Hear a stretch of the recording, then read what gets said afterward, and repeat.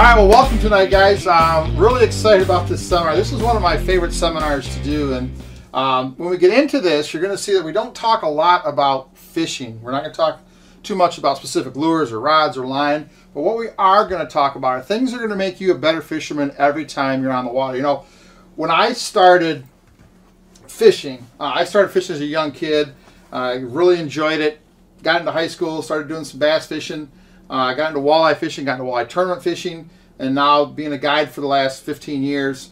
What I realized was the guys who were always good, always catching fish, regardless of what the day was, when I sat down and I had a chance to talk to them, they always had a plan for the day, and they were able to take some of the information and make some good decisions on the water. So when I started teaching, doing seminars 20 years ago, I had to come up with a way to kind of put all those thoughts onto a seminar so we could actually teach the idea, and what we came up with was the 8 steps to catching more and bigger fish. I truly believe that there's a big difference between people who go fishing and fishermen.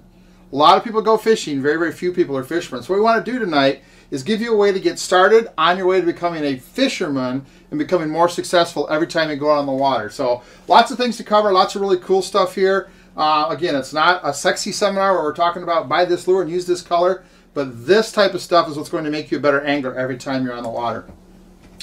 When I was in college, I had a professor who put this on the board one day and said the main thing is to always remember to make the main thing the main thing. Okay? Pretty simple. Always keep what is really important at the top of the list. You're going to see when we go through this seminar that the list is something that we refer to back quite a bit. We definitely want you to kind of memorize and make sure you have the list somewhere in your boat where you can get to it and look at it again. So the main thing is always to remember to make the main thing the main thing. Well, what is the main thing for fishing success? This is kind of a mantra we came up with at Walleye 101 about 20 years ago. And it's pretty simple. You want to catch more fish? Simply spend more time fishing properly where there are catchable fish. That's the important part. What are catchable fish? Catchable fish are what we call dumb fish. Catchable fish are fish that want to bite. They're usually off the bottom. They're usually grouped tightly with other fish that are feeding. They're usually very, very close to bait, but not just bait, but bait that is grouped and shown on a way on your sonar screen that lets you know that those bait are being attacked. So we're looking for fish that want to be caught, that don't really care. If you spend time fishing where there's catchable fish, you can miss a lot of things in your presentation and still get bit. A lot of guys spend too much time fishing for fish that don't want to bite. So our whole Walleye 101 system and method and ideas are focused around always fishing where there's catchable fish. Fish that are actively, aggressively feeding right now.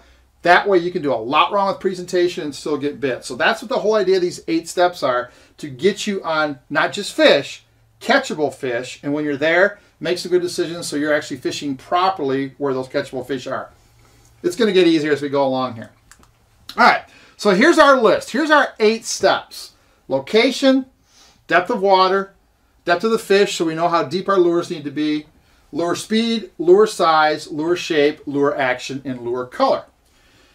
Now, it's important that you understand how those are listed. They're listed in 2 different sections. You see the yellow line across here between step 3 and 4.